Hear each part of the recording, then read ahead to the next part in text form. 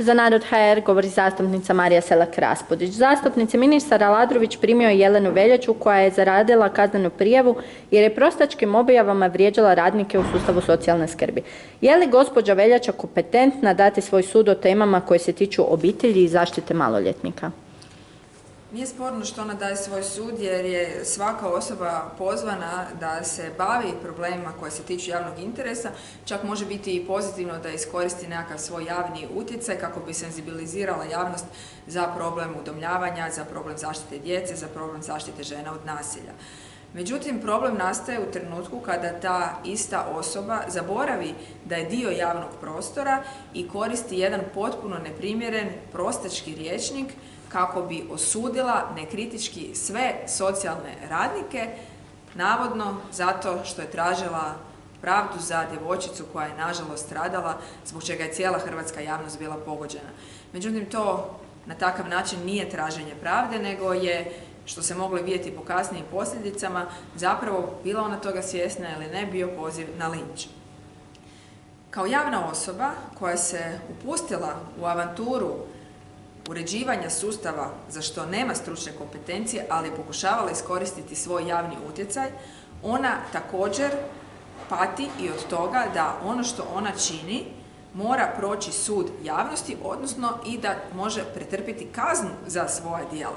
Dakle, ono što mislim da se trebalo dogoditi u ovom konkretnom slučaju je kada je ona izašla s takvim potpuno neprimjerenim rječnikom i istupom, ona je trebala izgubiti pravo govora o toj temi. Ne u smislu toga da ga neko zabrani, nego u smislu toga da jednostavno više, zbog onoga što je rekla, nije relevantan sugovornik o toj temi. No događa se na političkoj razini upravo suprotno. Unatoč njezinom istupu, koji je bio za svaku osudu i koju je prestao činiti relevantnim sugovornikom u toj temi, resorni ministar koji pod sobom ima sve stručne djelatnike u području socijalne skrbi, nju prima kao osobu koja je jedna od ključnih društvenih aktera koji se treba brinuti u ovom slučaju zaštitom djece od nasilja. On je dakle zapravo od ovoga učinio najveći problem. Umjesto da je osudio takav postupak, da je stao, što mu je i obaveza, u zaštitu radnika, a onda kroz institucije procesuirao cijeli slučaj i provjerio ima li propusta, on je negirao cijeli problem i stao u zaštitu osobe koja se zapravo time, što nije ništa učinio, stao u zaštitu osobe koja i nije u njegovoj nadležnosti, odnosno stao je uz Jelenu Veljaču, a time zapravo i uz njezine riječi. Naravno da su se socijalni radnici zbog toga našli i uvrijeđeni, ali i bili oštećeni, što je onda i u konačnici rezultiralo ovom kaznenom prijavom. Mislim da je ona zapravo na simboličkoj razini, da se time želi poručiti javnosti da je prvo struka važna, da je struka ona koja treba biti pitana, jer podsjeću da su socijalni radnici upozoravali na to da nisu mogli dobiti termin kod ministra za razliku od nekih poznatijih inicijativa koje su imale tu privilegiju da su im čak i premijer dolazio na njihove sastanke. Dakle, struka je važna, struku prvu treba pitati i struku treba poštivati. To ni u kom slučaju ne znači da je struka kao takva ekskulpirana od svih posljedica svojih djela ili od nekakvih propusta. No te propuste treba sustavno sagledati, provjeriti kroz institucije, a nikako poticati linč javnosti. Godina Marka Marulića proglašena je tek u travnju. Tko je zakazao? Zakazalo je u prvom redu Ministarstvo kulture jednom sramotnom objavom koju bih ja uzdigla na razinu kulturocida i potpuno mi je nevjerojatno da se šira hrvatska intelektualna javnost nije ozbiljnije posvetila tom problemu i ukazala na propust, nevjerojatan propust Ministarstva kulture. Naime, što se dogodilo? Mi imamo odluku od 30. prosinca prošle godine gdje je vlada proglasila na prijedlog Ministarstva kulture ovu godinu godinom čitanja. Naravno da trebamo poticati čitanje, dolazim iz generacije koje je čitanje bilo i jedina zabava, ali i način intelektualnog razvoja. Međutim, svaka godina može biti godina čitanja. Za razliku od 500. Pazite, ne 50. ne 100. nego 500. To je pola milenija obljetnice Marulića, odnosno obljetnice Marulićeve Judite. Dakle, prvi propust koji se dogodio to što je ministarstvo potpuno previdjelo tu obljetnicu.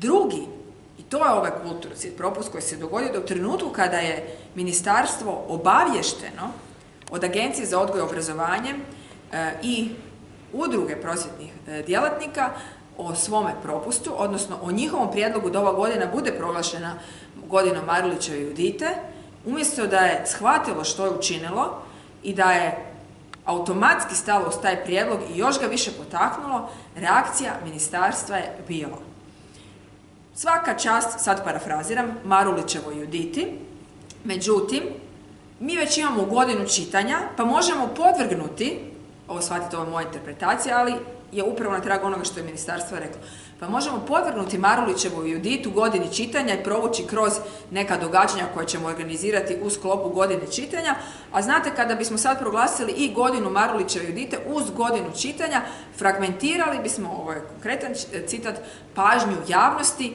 jer otprilike nije dobro da imamo više važnih događaja, jer ne možemo se onda, jedna će zasjeniti druga, ne možemo se onda fokusirati na sve. Dakle, to je bila reakcija ministarstva na sramotan propust što se nisu sami sjetili organizirati godinu Marulićeve Judite. I to se nisu trebali sjetiti prošle godine. To su trebali znati 10 godina unaprijed i spremati se za tako veliku obljetnicu.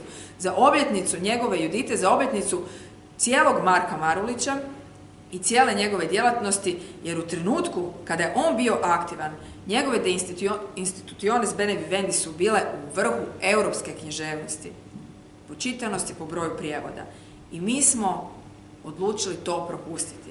Dakle, resorna vlada, resorno ministarstvo, nadležna vlada nije se prihvatila Marulićeve Judite, što više smatrala je da je ovo što se na kraju ipak proglasilo u Saboru zapravo bespotrebno. Ona je govorila o posebnom pokroviteljstvu Sabora, ali svakako ne o uzizanju Marulića na rang događaja godine, možemo to tako nazvati. I čudi me doista da hrvatski intelektualci o tome šute, da hrvatski intelektualci nisu napisali protestno pismo ministarstvu i da se onda svi zajedno snažnije ne aktiviramo u dostojnom i kvalitetnom obilježavanju ove velike, ne samo velike, nego goleme obljetnice za hrvatsku kulturu. Kritizirali ste u srijedu u Saboru pred Plenkovićem i plan oporavka. Koje su vaše najveće zamjerke? Najveća zamjerka je jedna vrlo jednostavna zamjerka, a to je da nismo plan vidjeli. Dogodio se jedan sramotan čin koji je krajnje omalovažavanje Sabora i svih zastupnika, a to je da smo dobili samo sažetak i na njemu smo, prema riječima Plenkovića, trebali biti i zahvalni, zato što nam je uopće išta pokazao. Bolje bi bilo da nam nije ništa pokazao, da ne glumimo vježbanje demokracije, nego da budemo u skladu s onime što je doista na djelu, a to je nemogućnošću komentiranja tog ključnog dokumenta za Hrvatsku u narednih 10 godina. Dakle, mi smo dobili jedan sažetak. Sažetak vam je manje više nekakav zbroj tablica u kojima nalazite i apsurdne sintagme, poput, možda mi je to i najdraže, digitalizacije etičkog sustava.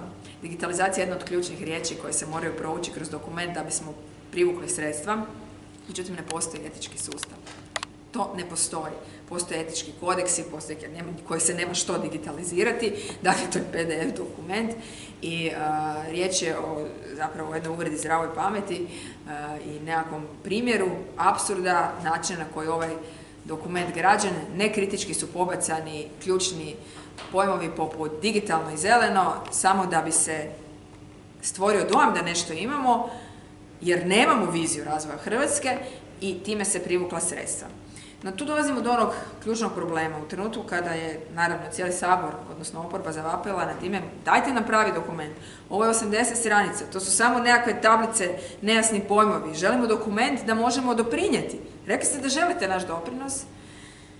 Nama je mahano s tim dokumentom da nam se pokaže da on doista postoji. Dakle, gospodin Savić na nagovor premijera, koji je rekao pokaži im da dokument postoji, je ovako uzeo debeli spis za koji mogao biti telefonski imenik i zamahao njime. I to je značilo da, evo, vidite, dokument je stvaran. Naravno da ja nisam odustala, tražila sam da nam onda doista i pošalju makar da procirkulira taj dokument, da ga možemo prelistati. Kada je već i dokument tu i mi tu i kada ga nismo dobili ranije, međutim nije se čak ni to dogodilo. Znači, bilo je riječ o jednom velikom blefu. Tko zna što doista piše u tom dokumentu, ako je on uopće i završen. To je osnovni problem. Dokument nismo vidjeli. Drugi problem se tiče nekakvih nebuloza koje se nalaze u samom dokumentu, poput ove koju sam ovdje navela. Treći problem, što nema iskoraka. Dakle, jedinstvena prilika, mi nikada više, a nadam se da neće biti ni potrebe za time, nećemo dobiti ovakvu injekciju u gospodarstvu. I to je sad onaj trenutak, ako smo do sada kukali na time da nemamo dovoljno novaca da bismo proveli reforme i da bismo promijenili neke zadane smjerove koji su nas itekako puno koštali u povijesti, sada je prilika za ostvariti sve naše snove. Doslovno to. Međutim, što se događa? Ništa. Ne postoje snovi. To je onaj sudar sa stvarnošću koji smo ovdje mogli vidjeti. Odjednom nema plana, nema vizije. Nema primjerice prerađivačke industrije, takozvane industrije 4.0, onih segmenata koji su nas trebali učiniti zemljom koja je sposobna u gospodarskom smislu stvoriti višu dodanu vrijednost, a ne se isključivo fokusirati na turizam koji ima nisku dodanu vrijednost i koji nas čini ovisnima u vrijeme krize. Mi samo ponavljamo one iste obrasce koji su nas ranije upropastili. Zato sam recimo predložila da se uvede i ta prerađivačka industrija, pametna industrija, to je robotizacija sustava i tako dalje, digitalizacija tih sustava na razini industrije koja nas može učiniti konkurentnima u europskom smislu. To je prva stvar koja nedostaje ovom planu. Drugo, poduzetnici. Svi građani Hrvatske će vam reći istu stvar. Da bi mogli stvoriti dodanu vrijednost, da bi iz ovih novaca, da bi ih mogli oploditi na način da to bude još više nego što je sada, a mogli ste i vidjeti konkretne projekcije određenih poduzetničkih udruga. Dakle, ako date 23 milijarde kuna privatnom sektoru, oni će to pretvoriti u još dodatnih 35 milijardi kuna, za razliku od toga što ako ih date javnom sektoru, možete još doplatiti da biste ostvarili te investicije koje su ovdje spomenute. Znači, nedovoljno se daje poduzetnicima, smatram da bi ih trebalo dati barem 50%. A koliko se ozbiljno pripremao sam dokument, pokazuje činjenica da u njemu uopće nije provedena ravnopravnost spolova, koja je jedan od ključnih zahtjeva Europske unije u svim segmentima da bi se odobrila sredstva. Mislim da i tu možemo napraviti različite iskorake, da se ni tu ne treba držati nekakvog dogmatizma i opće prihvaćenog razumijevanja tih pojmova, nego doista vidjeti što se događa na terenu. Ja sam predložila jednu stvar koja uopće nije u fokusu javnosti, a to je činjenica da muškarci zbog nedostatka prevencije, brige o svom zdravlju, što je također jedna predrasuda, čija su oni žrtva, su više stradali za vrijeme ove korona krize. Konkretno na svjetskoj razini na 10 umrlih žena imamo 13 muškaraca, na intenzivnim jedinicama liječenja na 10 žena 18 muškaraca. Dakle, treba vidjeti na koji način potaknuti muškarce da više odlaze na pregled, da se više brinu o svojem zdravlju, pa da onda budu i manje izloženi opasnosti u ovom slučaju od korone. Recimo, to je jedan način na koji se može pojam ravnopravnosti spolova iskoristiti drugačije, a opet implementirati tako da od toga imaju i koristi hrvatski građani, a i da možemo privući sredstva. Ili medicinske sestre koje su bile prve na liniji i koje svakako treba nagraditi, koje su bile prve na liniji u ovom cijelom vremenu krize, pronaći mehanizme za njihov napredak i razvoj upravo kroz pojmove kao što je ravnopravnost spolova i privući ta sredstva. Dakle, to su samo neki od prijedloga. Mogu se i drugačije napraviti obrazovanje, povezati STEM i humanistiku. Moglo se kulturu, koja je jedan od sektora koji je najviše stradao, nismo čak niti vidjeli jučer ministricu kulture, učiniti manje ovisnom, otpornom na krize, vidjeti kako se mogu digitalizirati neki kulturni sadržaj. Puno toga se moglo i još uvijek se može napraviti. I moja ključna poruka u tom smislu bi bila još uvijek se može napraviti. Jer mi nemamo vremena za gubljenje i nemamo vremena za isključivu kritiku. Ja se nadam, ostalo je tek 2 tjedna, da će premijer ipak pronaći razumijevanja za kvalitetne oporbene prijedloge koje će uvrstiti u ovaj dokument jer ovo nije pitanje ove vlade. Ovo je najveća dosada injekcija u hrvatsko gospodarstvo i ona će odrediti našu budućnost u idućih 10 godina, a ako bude pameti i dugoročno. I zato svi skupa trebamo stati i prvo se koncentrirati na prijedloge, a onda se baviti kritikama. Nadam se da će biti sluha za to. Zastupnice, hvala lijepa. Hvala vama.